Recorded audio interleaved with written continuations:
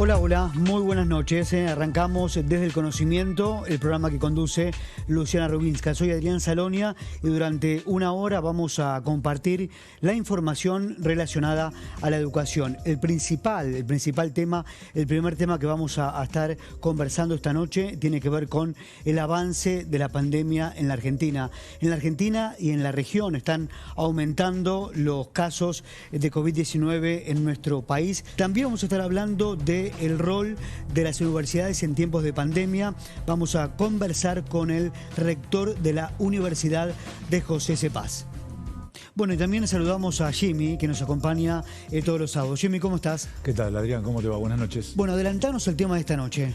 Bueno, en pocos días, el 24 de marzo, dentro de 3 días, se conmemoran 45 años de una noche trágica para la Argentina, el comienzo de la dictadura militar del 76 al 83. Vamos a contar algunas cosas y presentar algunos datos propios y particulares del sistema educativo y universitario argentino. Sobre todo, Jimmy, los estudiantes, ¿no? ¿Cuánto batallaron por esa dictadura tan sangrienta? Vamos a presentar jóvenes, docentes, todo lo que implicó para el sistema educativo.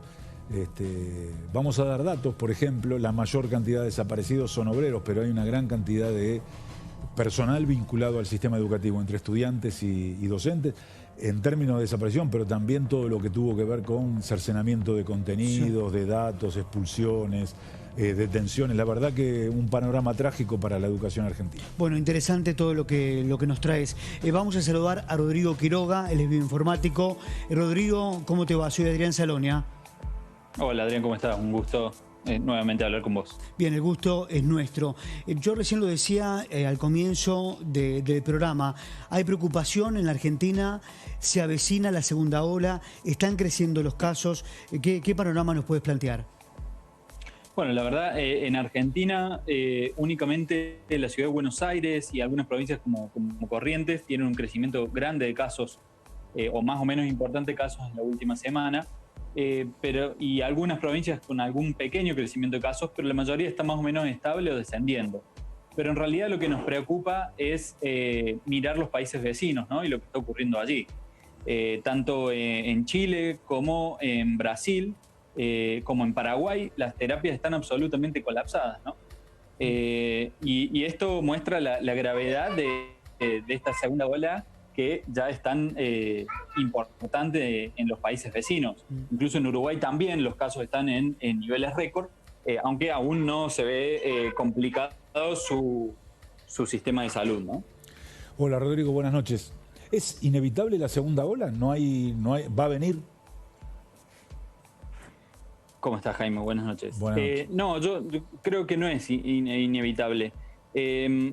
Yo creo que siempre se puede hacer algo para intentar evitarla o al menos demorarla, ¿no? Los casos siguen dependiendo en gran medida del comportamiento ciudadano y eso no va a cambiar. Lo que sí nos preocupa sobre todo es, como decía, los países vecinos y en particular la variante P1 de Manaos, que parece ser, la verdad, muy preocupante, no solo por ser más contagiosa, sino porque aparentemente tiene alta capacidad de infectar a personas que ya tuvieron COVID, ¿no? Entonces, esto es... No, perdón, termina. No, que esto lo que termina significando es que cuando empieza a circular comunitariamente es casi como empezar una pandemia nueva de cero, ¿no? Realmente hizo desastres en Brasil, primero en Manaus, pero ahora ya esparciéndose por todo el país y con realmente récord de fallecidos por día, ¿no? Ahora, Rodrigo, la situación realmente es preocupante, cómo este virus sigue manteniendo al mundo de rodillas en el marco de este proceso de vacunación que se está dando. Ahora vamos a hablar de la escasez de vacunas, que es otro tema muy interesante para conversarlo con vos. Pero la cepa de Manaus, eso entre un 30 y un 50%, vos algo recién nos decías, más letal que la cepa que conocemos. La letalidad en realidad no está del todo bien establecida aún, si es más letal o no. Lo que sí sabemos es que están falleciendo más personas jóvenes y que es más contagiosa y además puede volver a infectar a personas infectadas, que ya tuvieron COVID, ¿no? Entonces, esto es lo que, sobre todo lo que la vuelve tan peligrosa. porque, bueno, como decía, es prácticamente arrancar una pandemia de cero. En la ciudad de Manaos, en 2021, entre enero y febrero, fallecieron más personas que durante todo el 2020, ¿no? Entonces, esto por ahí nos muestra el nivel de peligrosidad, y los fallecidos diarios en Brasil hoy están superando cualquier número que hubo durante el 2020 también, ¿no? Rodrigo, entonces, no generás anticuerpos, te vuelve a contagiar aunque hayas tenido esa cepa. Y lo segundo, ¿es más contagiosa? Eso es lo que vos estás planteando. Sí, es más contagiosa, además de la capacidad de poder infectar a personas que ya hayan tenido COVID con otra variante, ¿no? O sea, los anticuerpos que nosotros generamos contra las variantes comunes, digamos, entre comillas, no alcanzan para neutralizar efectivamente a esta variante y evitar la infección y la enfermedad, ¿no? El gobierno, tengo entendido, está reuniéndose con varios gobernadores para tomar, decisiones firmes, nuevas restricciones. Rodrigo, ¿vos creés que la salida o la medida más importante puede ser el cierre de fronteras?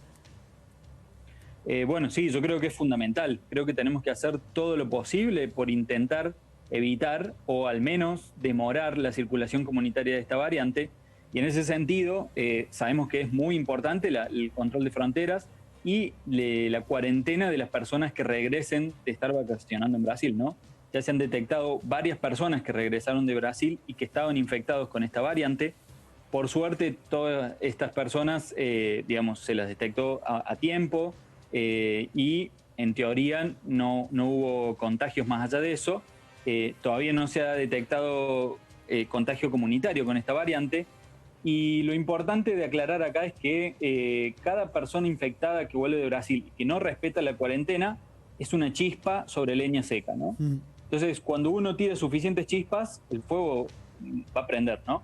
Entonces, eso es lo que ocurre con la transmisión comunitaria. Si nosotros podemos disminuir lo más posible la cantidad de personas que vuelvan infectados con esta variante de Brasil y disminuir los contagios que produzcan acá en el país, idealmente a cero, bueno, vamos a poder evitar o al menos demorar lo más posible la circulación en el país y lo complicado que estamos viendo la situación en todos los países fronterizos con esta variante, Sí. ¿no? Rodrigo, ¿hay estudios de la eficacia de las vacunas respecto de esta cepa de Manaos? Sí, hay estudios, justamente hoy salió uno bastante importante que muestra que las vacunas son menos eficaces contra esta variante, pero no cae dramáticamente la efectividad, ¿no? Entonces, se estipula que las vacunas que tienen alta eficacia, como son Moderna, Pfizer, Sputnik, no van a tener demasiados problemas para evitar o prevenir enfermedad grave con esta variante, ¿no? O sea, la eficacia es un poquito menor que contra las comunes, pero sigue siendo buena, ¿no? Entonces, idealmente tendríamos que nosotros, justamente como decíamos antes, hacer lo posible para demorar la circulación comunitaria y mientras tanto seguir vacunando a los mayores de 60 lo más rápido posible, ¿no? Rodrigo, Argentina y varios países hoy tienen entonces dos problemas a resolver. Las nuevas variantes que vos nos estás contando, entre ellas la variante brasileña, la variante de Manaus y la escasez de vacunas. Y yo me pongo a pensar, en este contexto de escenario geopolítico, hay algunos países que impulsan, promueven la acumulación, el acaparamiento de vacunas, y esto perjudica a los países emergentes o los países más pobres. Sí, sin dudas. Digamos, el caso paradigmático por ahí es Estados Unidos, que en este momento tiene millones de dosis de AstraZeneca guardadas en galpones y que, como no ha sido probada, no la están utilizando, ¿no? La verdad que sí que es dramático que esto ocurra. Realmente un poco desilusiona la falta de capacidad de los organismos multilaterales para que el esfuerzo de vacunación sea del mundo entero. Y no que ocurren estos claros favoritismos de las empresas farmacéuticas por algunos países que están dispuestos a pagar más por las dosis, ¿no? La verdad que es sumamente complicado y el panorama está complicado para todos los países, sobre todo los países subdesarrollados, ¿no? O lo que se llama subdesarrollados. No me gusta a mí el término, países periféricos, digamos, mejor. Y la verdad que, bueno, la propuesta de India y Sudáfrica de de liberar las patentes, al menos temporalmente, suena realmente totalmente razonable en medio de esta pandemia que se estira y que nos sigue generando problemas a tanto tiempo de haber comenzado, ¿no? Pero bueno, las farmacéuticas y los países centrales se han opuesto de manera tajante a esta propuesta. Rodrigo, es lo mismo, la campaña de vacunación tiene como objetivo, es lo mismo decir, y lograr inmunidad de rebaño que disminuir los casos graves y evitar las hospitalizaciones. No, es clave lo que decís. Claramente, por el número de vacunas que hay disponibles, sería una estrategia equivocada apuntar a la inmunidad de rebaño, porque para eso uno tendría que vacunar a las personas que más circulan lo más rápido posible y con una gran cantidad de vacunas, porque hay que llegar al 70-80% de vacunados para lograr que el virus deje de transmitirse. Como no hay de esa disponibilidad, la única que quedó para la enorme mayoría de los países es apuntar a vacunar primero a las poblaciones de riesgo, de manera de disminuir la morbimortalidad de la enfermedad, resignándose a que no podemos en este momento reducir la circulación viral a partir de la vacunación, ¿no? Rodrigo, ahora vamos a hablar porque están llegando los primeros fríos a la Argentina y esto perjudica mucho a los grupos de riesgo que no estén vacunados.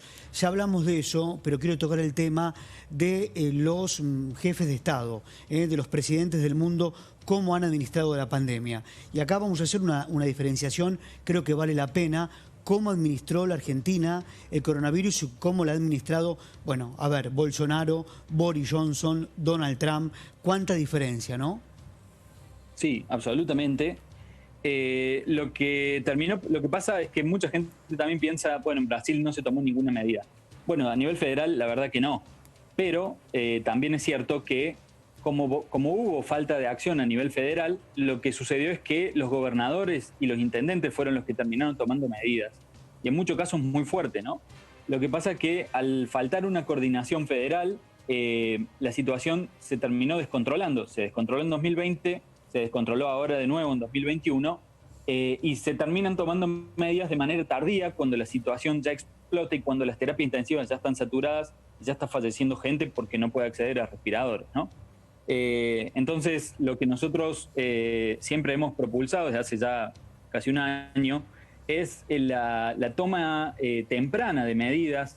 Hay que tomar medidas a tiempo y de esa manera uno puede ir escalando digamos, cuán estrictas son esas medidas o cuán fuertes o generalizadas son a medida que se ve que la situación no se logra controlar. Si uno espera a que se descalabre todo y recién ahí intenta controlar la situación, bueno, para hacer eso hace falta medidas muy fuertes, muy generalizadas y durante mucho tiempo. Entonces, por eso es que, por ejemplo, en este tema de fronteras, nosotros decimos hay que implementar las medidas necesarias ahora. Puede parecer fuerte, pero la verdad que no lo es porque afecta a una minoría muy pequeña. El tema de la cuarentena al regresar tiene que ser obligatorio. Si lo puede pagar el Estado, bien, y si no, que lo pague el propio viajante, como se hace en Canadá, en Australia, en Nueva Zelanda, etcétera. Pero lo importante, ¿no?, entonces es tomar medidas a tiempo, puntuales, no esperar, porque cuando uno espera, ya empieza a quedar atrás y empezamos a correr el virus de atrás, ¿no? Y ahí ya estamos en problemas serios. Las medidas son de higiene personal y reducir la movilidad, cerrando, aislando, es eso, es lo que se sabe hasta ahora. Básicamente, cuando empiezan a explotar los casos, no nos queda otra, ¿no? Es básicamente evitar que las personas socialicen, reducir el tamaño máximo de las reuniones parece tener un efecto muy grande, es decir, poner un límite de hasta 10 personas o incluso hasta 5 personas parece tener un efecto fuertísimo sobre la reducción de contagios. Y esto ocurre porque hay un fenómeno que se llama sobredispersión con este virus, ¿no? Con otros también, pero lo que significa es que más de la mitad de los infectados no contagian a nadie en realidad. Pero ¿qué pasa con la otra mitad? Hay un 10-15% que contagia 20, 30, 40 personas, ¿no? Y esto es lo que lo vuelve tan peligroso y este efecto, digamos, de supercontagio se puede reducir en gran manera si limitamos las reuniones, por ejemplo, hasta 5 personas, ¿no? Porque ahí uno se asegura que por más que hubiera una persona que fuera contagiosa y que las medidas que se tomen para disminuir el riesgo no alcanzaran, el máximo número de contagios que puede producir esa persona es 5, ¿no? Entonces, la verdad que reducir el tamaño y la frecuencia de las reuniones sociales parece ser realmente clave.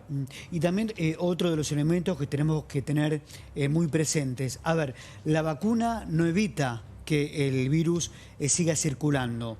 Lo que te evita la vacuna, Rodrigo, es que a uno, al contagiarse de COVID-19, te arrastre a un cuadro severo. ¿Es así? Es una buena pregunta. En realidad, no lo sabíamos al principio, ¿no? Porque los estudios de fase 3 apuntaban a medir la disminución de la enfermedad sintomática. Entonces, no sabíamos en realidad si las vacunas, aunque dijeran eficacia en 90 y pico %, hablaban de la capacidad de prevenir enfermedad sintomática. No sabíamos si prevenía también la infección, ¿no? Pero a medida que fueron apareciendo un poco de datos, sí fuimos viendo que también tienen la capacidad de las vacunas de prevenir la infección, al menos en un porcentaje significativo. Por ejemplo, para la vacuna Pfizer parece ser alrededor del 85%, que es menor, o sea, previene las enfermedades sintomáticas en un 95% de los vacunados, pero también previene la infección en un 85% de los vacunados, ¿no? O sea, parece evitar ambas cosas. Lo que sí es importante de aclarar es que a nivel comunitario, para lograr cortar la transmisión del virus mediante la vacunación, necesitaríamos vacunar a un 80-85% de la población, ¿no? Y eso es lo que no alcanzan las vacunas en este momento para hacer, ¿no? Bien, Rodrigo, siempre es muy interesante escucharte. Muchas gracias. Muchas gracias a ustedes. Que tengan buen día. Hasta luego.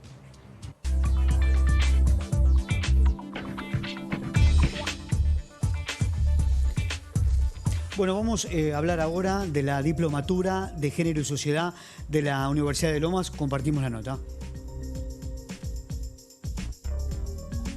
La Diplomatura en Géneros y Sociedad de la Universidad Nacional de Lomas de Zamora fue pensada como un espacio académico para generar debates, sensibilizar a la sociedad sobre las distintas problemáticas vinculadas a las cuestiones de géneros que nos afectan. Es un espacio para formar formadores con perspectiva de derechos humanos. Nuestro plantel de docentes está conformado por referentes y profesionales de distintas áreas para lograr un abordaje más integral de la temática. Estamos muy contentos y contentas con las experiencias del 2019 y del 2020 de la diplomatura. Hemos tenido muy buena recepción, tanto en los ámbitos profesionales como en los ámbitos de las organizaciones sociales, en los ámbitos universitarios. Les diplomades de la diplomatura nos han dado muchas satisfacciones. Pasar en 2020 de manera forzosa a la virtualidad fue un gran desafío, tanto para quienes coordinamos como para los y las docentes, pero también nos permitió tener un alcance territorial que de otra manera no hubiéramos tenido. Tuvimos alumnos y alumnas de distintos rincones del país, así que la verdad que fue absolutamente satisfactoria esa experiencia.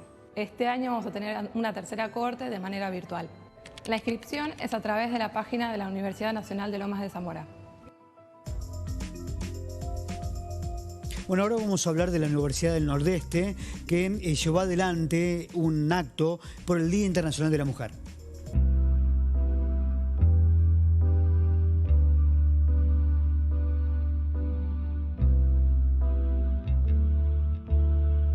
La historia de las mujeres es la historia de la lucha por sus derechos, por la igualdad y por la libertad a elegir su propio plan de vida.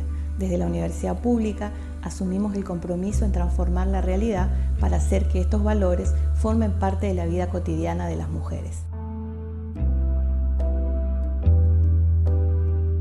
Sabemos que las mujeres tenemos que atravesar techos de cristal a la hora de poder llegar a ocupar lugares de decisión o lugares jerárquicos dentro de las instituciones, y esto ocurre en todos los tipos de instituciones.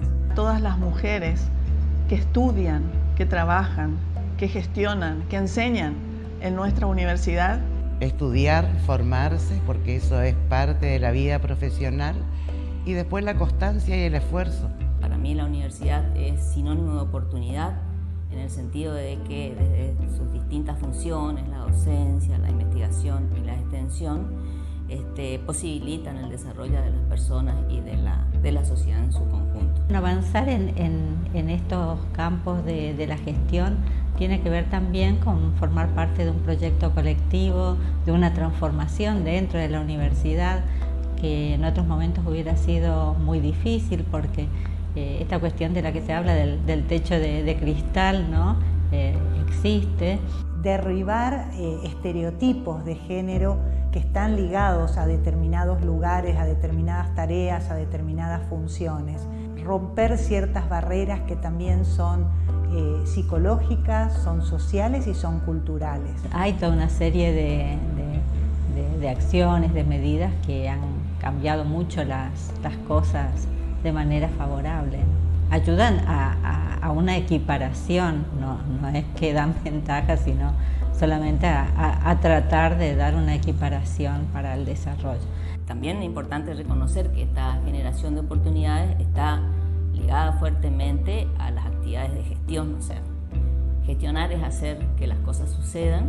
Tiene que haber también una vocación, una voluntad de poder ocupar esos espacios donde yo creo que uno puede hacer aportes sustantivos para modificar cosas que uno cree que hay que transformar en las instituciones, en la sociedad, en la realidad en la que uno vive.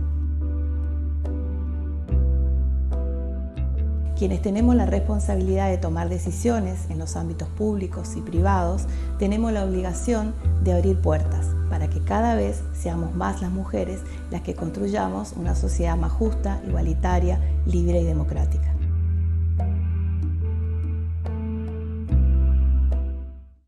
Vamos a hablar del proyecto de innovación de la UNNOVA. Compartimos este informe.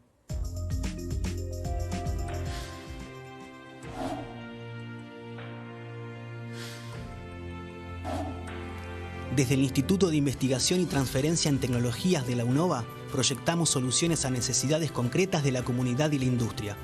Con esta visión, en el marco del proyecto de investigación informática y tecnología emergente, desarrollamos un dispositivo GPS para el monitoreo del rendimiento deportivo.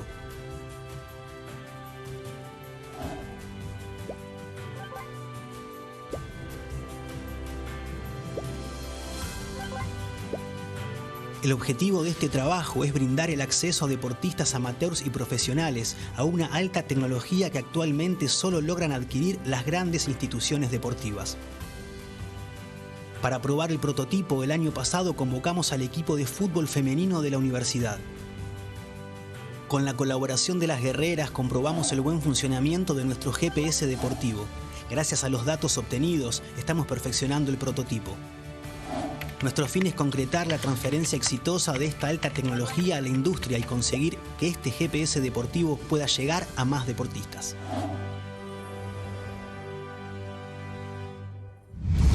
Bueno, hablamos ahora de la relación o el papel que tuvieron las universidades en tiempos de pandemia. Estamos atravesando una pandemia y las casas de altos estudios han tenido, creo, un rol fundamental. Vamos a hablar con Darío Kuczynski, él es director de la Universidad de José de Paz. Darío, gracias por venir. Gracias, Adrián, gracias, Jimmy, por la invitación. Soy el rector de la Universidad Nacional de José de Paz.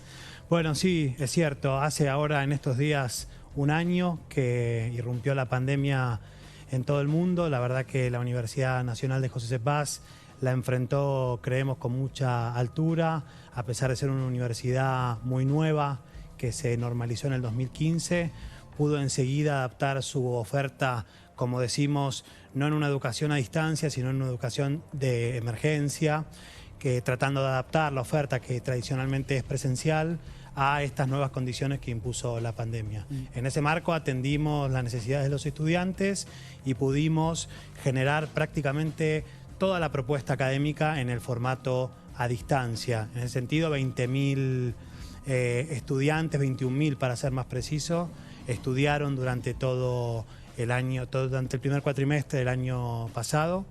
Y una vez que acomodamos, digamos, en las primeras 2 semanas después de que irrumpió la pandemia, la situación de la educación a distancia, empezamos a recuperar el lugar que las universidades tenemos en nuestra comunidad, ¿no? Empezamos a ocuparnos de las propuestas de posgrado, empezamos a ocuparnos de la relación con la comunidad a través de la extensión universitaria, empezamos a mirar y lanzar propuestas de posgrado, en definitiva a esto, ¿no? A recuperar el espacio esencial que tienen las universidades en nuestras comunidades.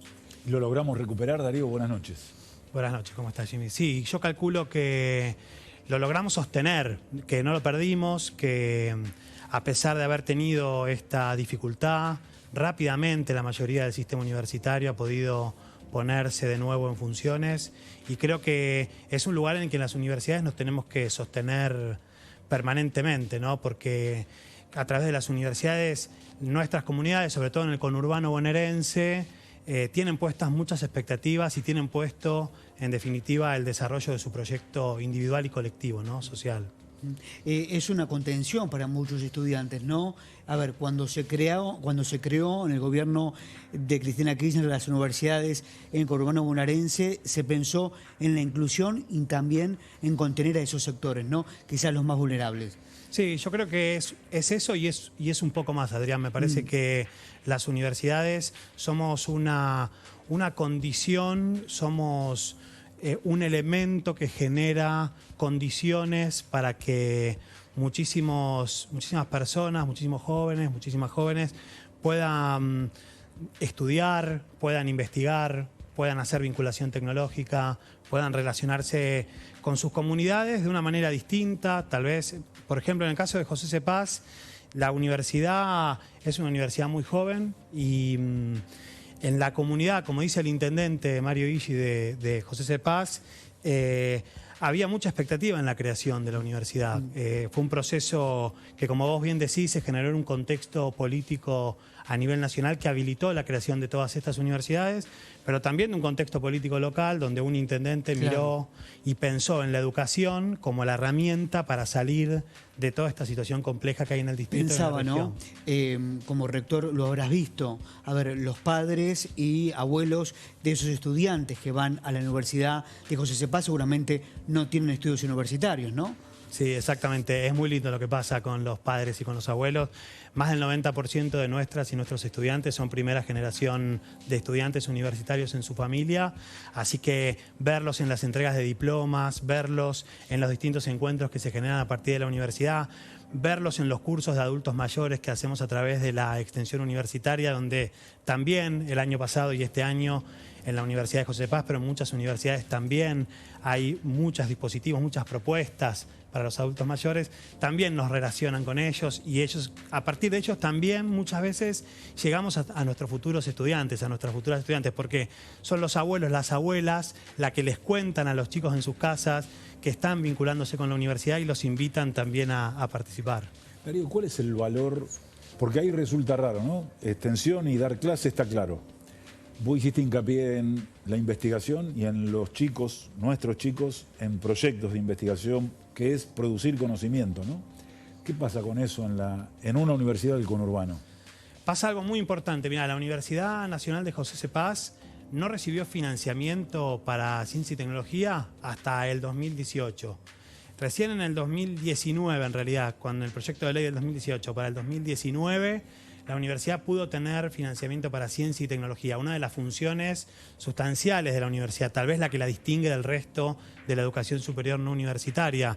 Y sin embargo, la universidad de a poco empezó a apostar a destinar otro tipo de recursos para poder empezar a generar la función de investigación. La verdad que creemos que la investigación tiene sentido más allá del proyecto individual del investigador, en una investigación que sirva para un desarrollo, que sirva para un proyecto colectivo, en definitiva que sirva para el desarrollo de la nación, no solamente una investigación como un producto de un proyecto individual. Así que en la universidad pasa eso, estamos trabajando, creo que en la pandemia las universidades han dado cuenta de la importancia que tiene la investigación, la ciencia y la tecnología en general en la universidad, y nosotros tenemos un proyecto que estamos desarrollando con el CONICET, con el ANLAB, con la agencia también, vinculado con el desarrollo de un kit serológico multiespecie para la detección de COVID-19 en animales y en personas.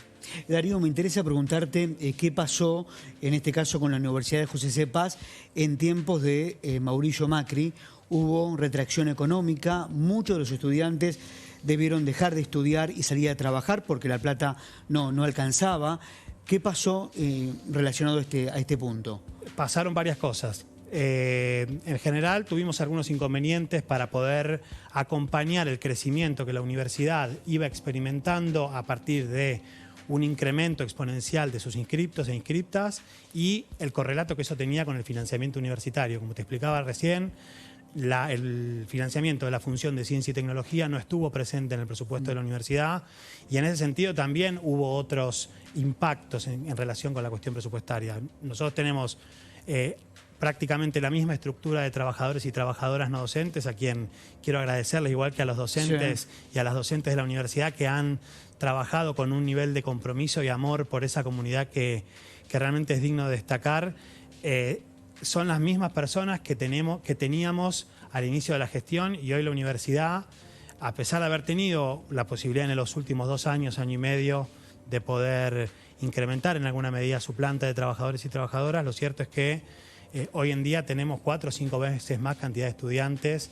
Tenemos ahora 15.000 estudiantes anotados a materias para cursar y 12.000 ingresantes que empiezan ahora en estos días su ciclo de inicio universitario en Lompaz.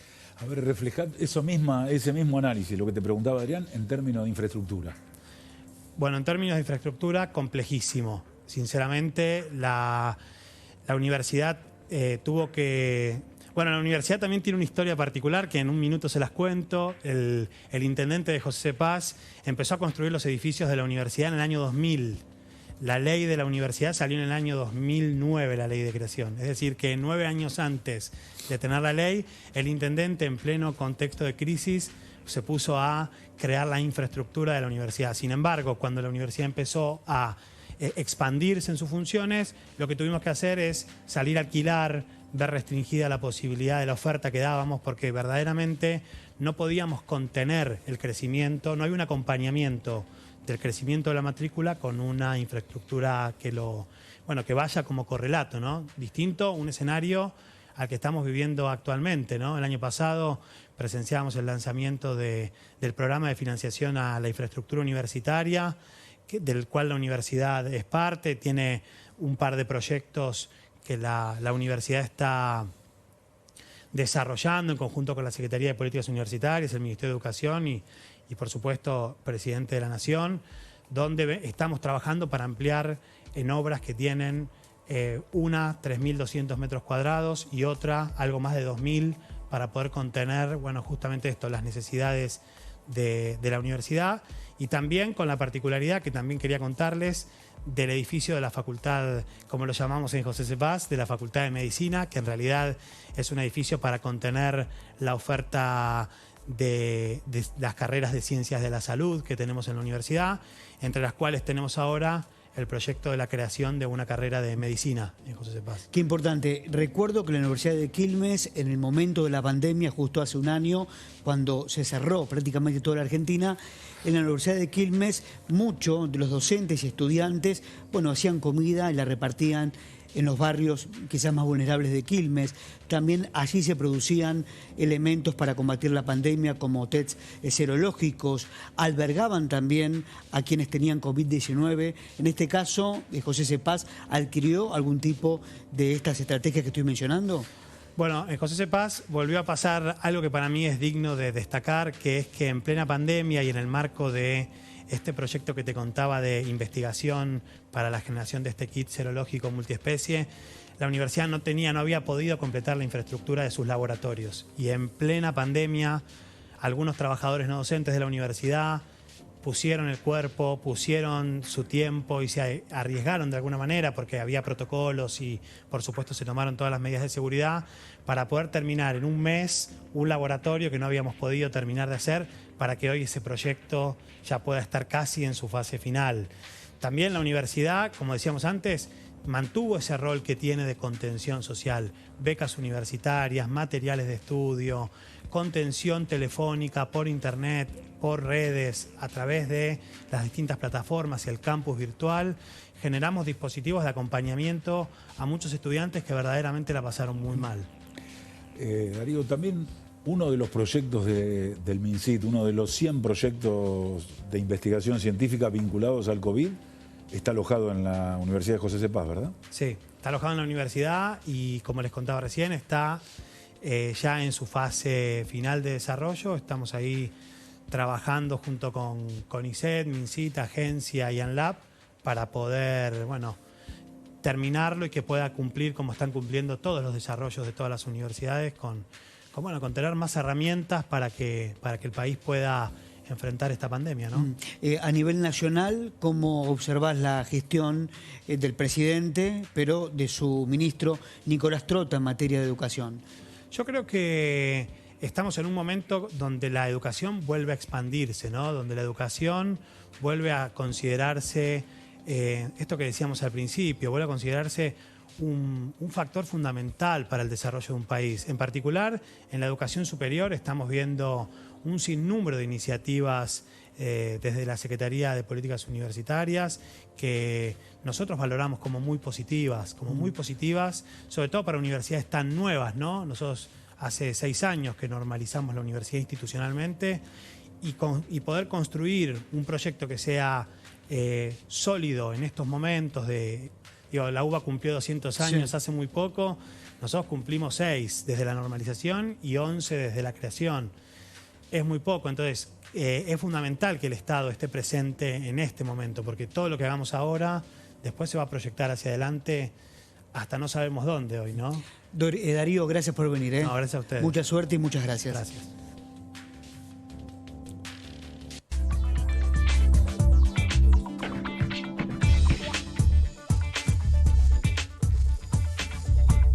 Bueno, ahora la palabra de nuestros protagonistas, de nuestros estudiantes. Hola, estudio licenciatura en Ambiente y Energías Renovables en la Universidad Nacional de Villa María, provincia de Córdoba. Elegí esta universidad porque es la única universidad pública en todo el país que tiene esta carrera y que vincula todo lo que está relacionado con el ambiente y con las energías renovables. Prefiero 1000 veces más la presencialidad porque puedo tener mayor contacto con mis compañeros, con mis amigos, los profesores, ir a la universidad, disfrutar de los espacios verdes para poder relajarnos en nuestros tiempos libres, estar en el comedor, utilizar la biblioteca para estudiar. Y por otro lado también me siento muy beneficiada con la virtualidad porque me permitió trabajar y con lo cual pude lograr mi independencia económica. Me veo trabajando en la parte pública, en todo lo que tiene que ver con lo estatal, para poder separar lo ambiental de lo político. Y de esta forma tome mucha más seriedad la resolución de las problemáticas ambientales. Siento que a la carrera le faltarían pasantías para poder insertarnos mucho mejor en el mundo laboral y de esta forma poder aplicar todos los conocimientos que nos brindó durante los 4 años. Espero poder finalizar mis estudios, me quedan algunas materias por cursar y también comenzar con mi trabajo final de grado para poder recibirme el año que viene. También me gustaría en este año poder terminar el cursado con mis compañeros y amigos, ya que muchos son de otros lugares, de otras provincias mejor dicho, y al finalizar la carrera se van a volver a sus lugares de origen. Hola, soy Pedro Ugé, estudio Ingeniería Mecánica. Elegí la UTN por cuestiones de horario. Yo prefiero personalmente la presencialidad porque creo que se puede aprovechar mucho más las clases. Actualmente me encuentro trabajando en la industria del plástico y creo que cuando me reciba voy a continuar por ese camino.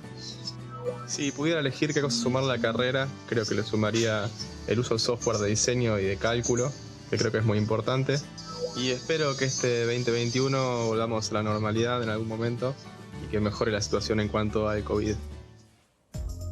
Bueno, se están cumpliendo 45 años del golpe militar en la Argentina, por eso es muy oportuno poder conversar con Carlos Pisoni, que él pertenece a Hijos Capital. Carlos, buenas noches, estamos con Jaime, soy Adrián Salonia. ¿Cómo estás? Buen día, buenas noches Adrián, buenas noches Jaime. A ver, Carlos, ¿cómo estás viviendo estos días?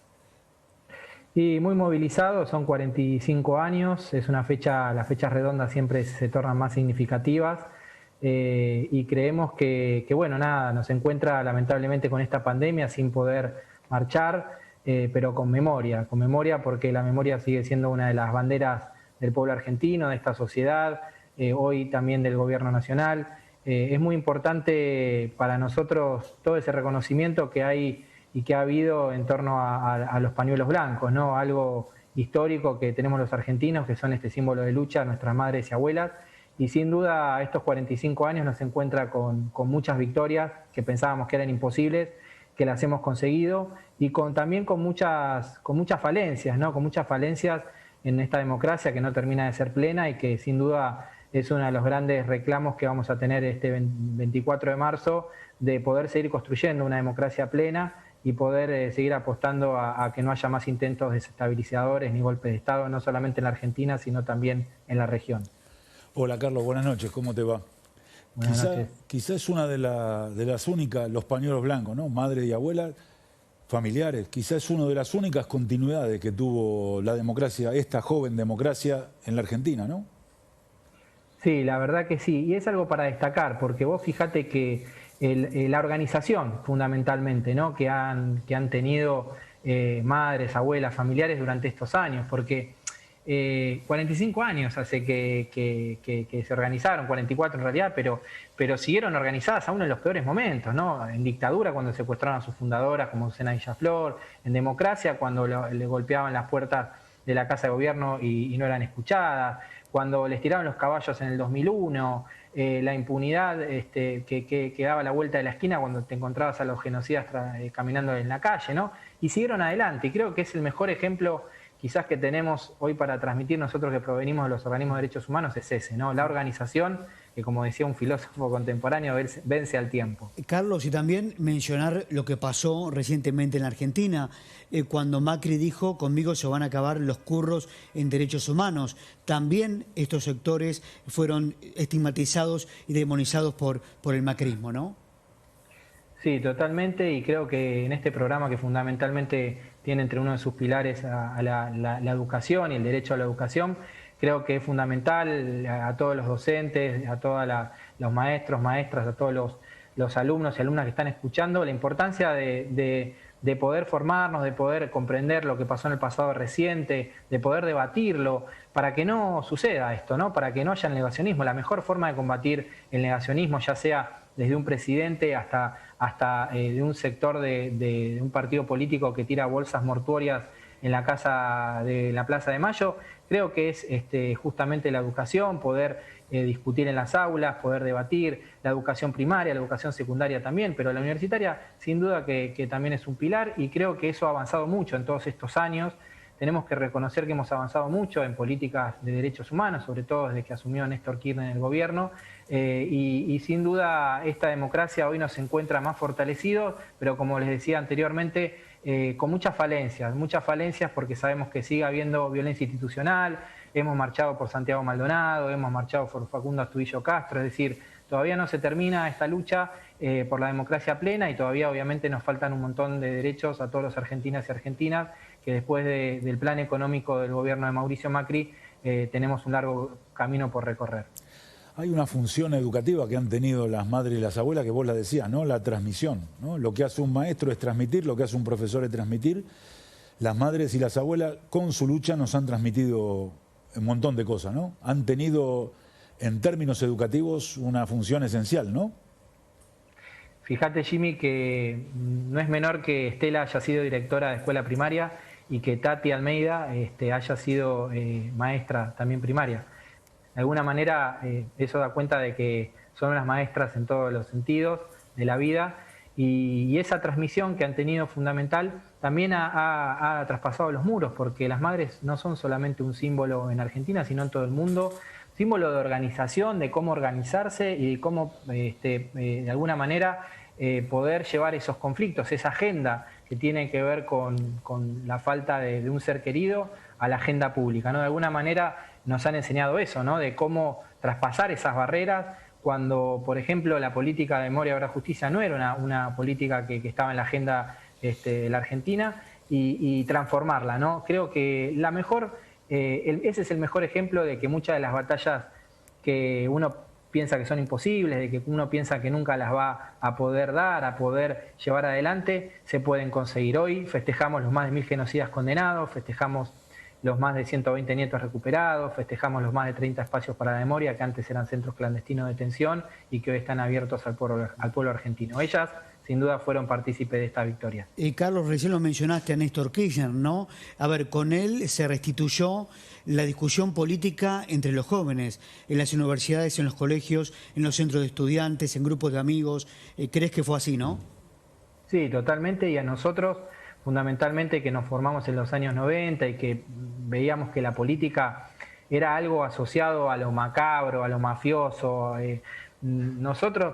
Pensá que nosotros cuando nos formamos en el año 95 nos encontramos a los represores caminando en la calle, ¿no? Entonces, y los políticos, para nosotros era una casta que estaba muy lejana de la política real. Bueno, él nos devolvió de alguna manera a muchos de nosotros la confianza en poder entender que la política era una herramienta para transformar las cosas y que más allá de que haya políticos o políticas que no conjuguen con lo que pensamos, hay otros que sí, y él nos enseñó que ese era el camino y que, imagínense ustedes, ¿no?, que nosotros veníamos de que el Estado nos desaparezca a nuestros viejos, que el Estado no nos pegue, que el Estado nos maltrate, que el Estado no nos dé laburo, a tener una persona en la cabeza del Estado que dice, vengo a pedirles perdón, hay otra forma de construir esta Argentina. Y aparte, Andrés, te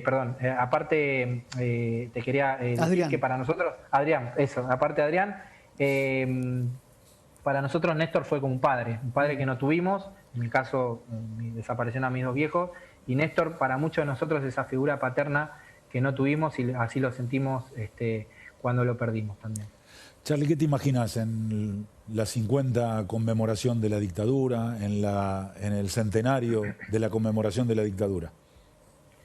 Ojalá una democracia donde no haya torturas en cárceles y comisarías, ojalá una democracia donde no tengamos que marchar porque haya un pibe desaparecido, ojalá una democracia donde las fuerzas de seguridad respeten todos los derechos humanos, y sin duda nuestros viejos luchaban porque todos no pasen hambre. Hoy, lamentablemente, y producto del plan económico de Mauricio Macri, tenemos a más del 50% de los jóvenes, de los niños que son pobres, y tenemos una gran deuda ahí. A los que somos militantes nos queda un largo camino por recorrer para que el pueblo vuelva a ser feliz.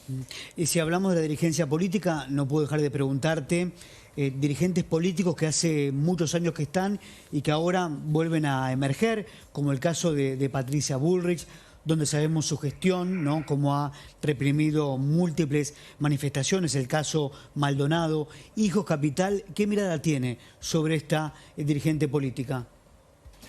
Nosotros hemos sido muy contundentes en el momento del caso Maldonado, y yo he sido partícipe de una plaza de más de 300.000 personas pidiendo la renuncia de Bullrich. El macrismo la sostuvo en el cargo y creo que tiene que dar explicaciones en la justicia por el caso Maldonado. Las pruebas están a la vista, la familia lo está pidiendo. No es una persona que debería ser justamente la referente de un partido político que dice respetar los derechos humanos y la democracia. Creemos que está muy lejos de eso. Lamentablemente hoy estamos viendo cómo se ha transformado en una líder muy importante de Cambiemos, y digo lamentablemente porque estamos en las antípodas de las prácticas políticas, y ojalá en algún momento la causa Maldonado avance, y ojalá en algún momento le llegue el turno a Patricia Bullrich de dar explicaciones. Carlos, muchas gracias, te mandamos un abrazo. Muchas gracias, un abrazo para vos también, Ginny. Gracias, Carlos. Bueno, en minutos Jaime Persic va a demostrar su columna ante todos nosotros sobre los 45 años de golpe militar. Hacemos una pausa y ya continuamos con Desde el Conocimiento.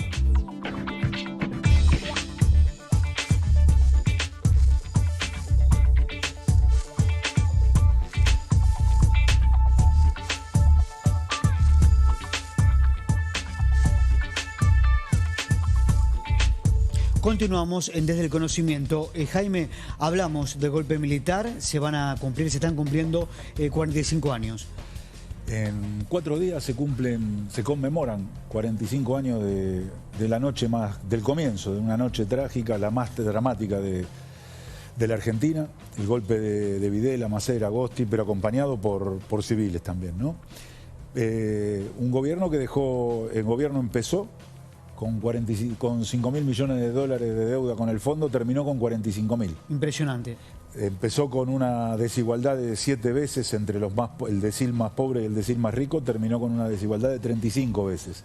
Dejó pobreza, exclusión, destrucción del aparato productivo, dejó 30.000 desaparecidos, dejó un plan sistemático de robo de bebés, dejó una una cuestión dramática. Vos podías vivir en Buenos Aires, desaparecer en Brasil, viajar a Chile y desaparecer en Uruguay. El Plan Cóndor dejó una derrota, la pérdida de la soberanía de las Malvinas.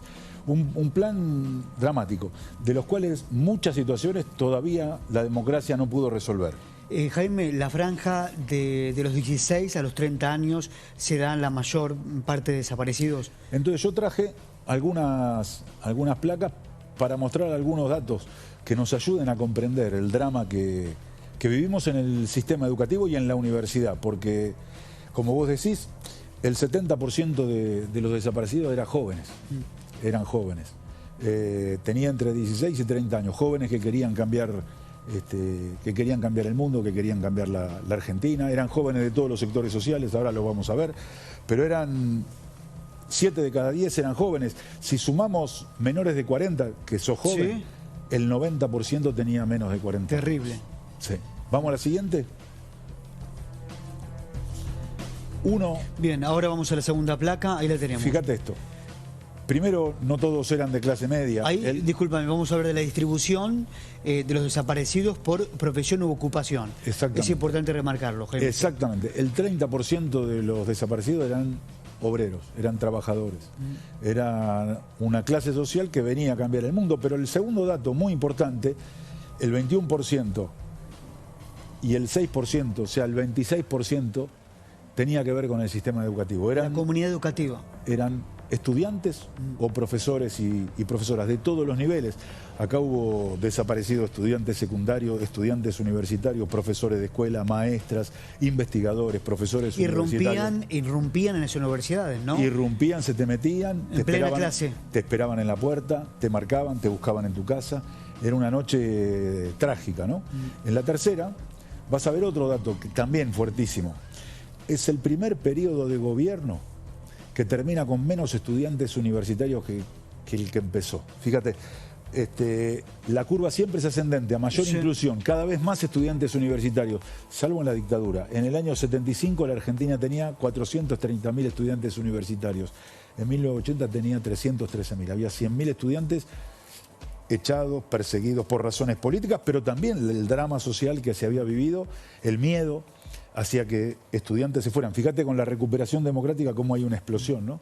Vos decías no solo estudiantes, sino también la dictadura perseguía a los profesores, ¿no? Por supuesto. Profesores, no docentes, Sí. hay una gran cantidad de no docentes desaparecidos. Bueno, un dato significativo. Y acá, ahora vamos a la última que tiene que ver con el futuro, pero vamos acá, en la anterior, es la única universidad cerrada, la cerró la dictadura militar, que es la Universidad Nacional de Luján. Además de disminuir la cantidad de estudiantes, de perseguir, desaparecer, además, el único caso de una universidad cerrada, la Universidad Nacional de Luján, en el año 77, por parte de la dictadura militar. En el último, la Ley de Educación Nacional, la 26206, nosotros no tenemos una ley de educación, lo que se llama orgánica, que define contenidos para cada nivel, para cada materia, no define planes curriculares, eso se hace en otro documento.